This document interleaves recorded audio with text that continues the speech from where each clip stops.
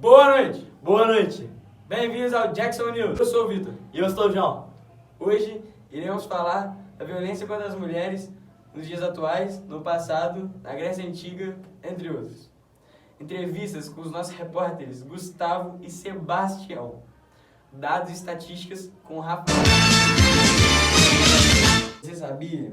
As condições sociais e políticas das mulheres na Grécia Antiga se diferem largamente das dos homens na sociedade.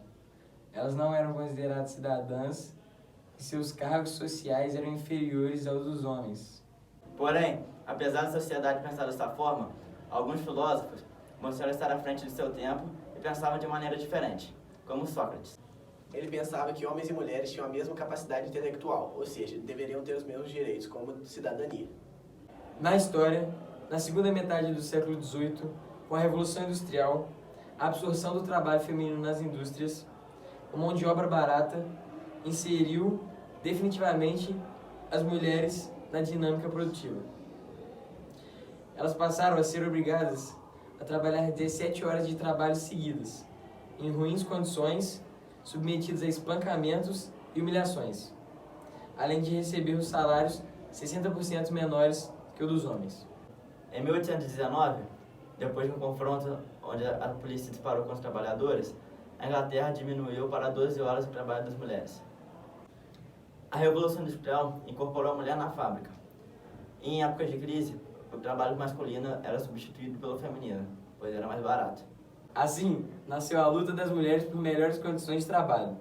Havia movimento de mulheres reivindicando direitos trabalhistas, igualdade de jornada de trabalho para homens e mulheres e direito a voto.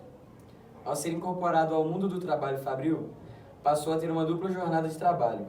A ela cabia cuidar da prole, dos afazeres domésticos e também do trabalho remunerado. Cada vez mais, o corpo da mulher pertencia ao homem, seu marido e senhor.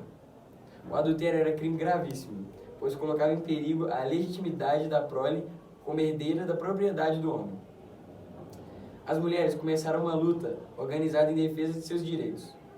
A luta das mulheres contra as formas de opressão a que eram submetidas foi denominada como feminismo. Agora, iremos mostrar entrevistas dos nossos repórteres. Boa noite. A gente está aqui com o Padre Cabada, ele vai nos dar uma opinião sobre como que está o cenário da violência contra a mulher no Brasil. E aí, Padre, o que você acha? Como que está o cenário, a violência contra a mulher no Brasil? Infelizmente, esse fenômeno que você está falando não é só no Brasil, é no mundo inteiro. Na minha opinião, é uma das maiores loucuras que existe no mundo. E vou explicar por quê. Que nós, que nos chamamos homens, somos mais ou menos, matematicamente não saberia dizer, mas vamos imaginar, 95% ou mais eu sou mulher. E você também que está ligado. E a mulher também é mais ou menos isso, 95% é homem. 95% é homem, todas as mulheres assim. Então, uma ofensa que eu faço a uma mulher, eu faço a 95% de mim mesmo. Isto é, ofender uma mulher é ofender-me a mim mesmo. Por isso eu digo que isso é uma loucura. É como um suicídio. Boa noite, estamos aqui com o professor Chiquinho, aqui do colégio, e ele vai falar um pouco como que ele acha que a gente pode fazer para diminuir essa violência contra a mulher, que hoje é grande e afeta muitas pessoas. Bom, boa noite a todos. Na verdade, deve se priorizar de início que não é só a violência contra a mulher, mas todas as violências, na verdade, contra a pessoa não são bem-vindas. Mas no caso da mulher, no meu caso, entendo que as políticas públicas devem ser mais voltadas para a prevenção neste caso, né? A conscientização das pessoas, tanto homens quanto mulheres, né? A conscientização pelas mulheres dos seus direitos, né? A ampliação de delegacias para as mulheres, horário de atendimento e uma boa divulgação disso.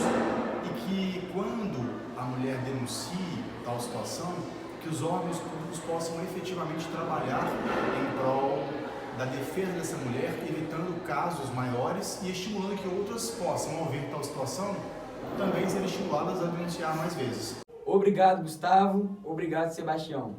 Na literatura brasileira, há vários registros de violência contra a mulher, onde a postura do agressor é representada como parte de uma cultura dominante. De acordo com um estudo feito pela UBRA, onde foram analisadas mais de 25 obras da literatura brasileira, como O Cortiço e Dom Casmurro, constatou-se que em cada uma das obras havia pelo menos 2 casos de violência contra a mulher. E o autor que mais retrata a violência contra a mulher na literatura brasileira é Jorge Amado, escrevendo principalmente sobre a violência doméstica.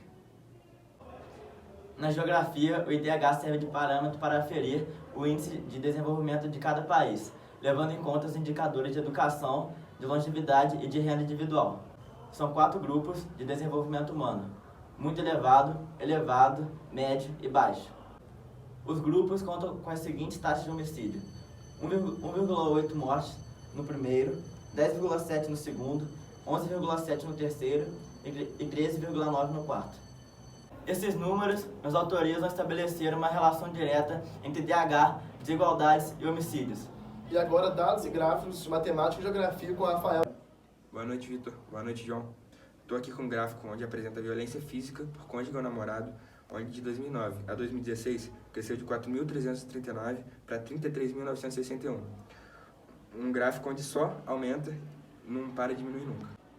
Estupros por cônjuge ou namorado também cresceram entre 2009 e 2016, porém teve uma época que diminuiu, mas voltou a crescer.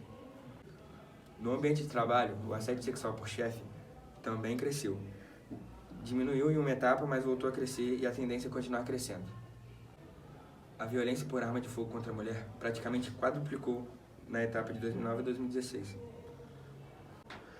Temos outro gráfico aqui com todos os estados brasileiros representados por uma cor, das taxas de feminicídio a cada 100 mil mulheres no Brasil. A cor mais predominante é a rosa, onde apresenta mais de 6,5.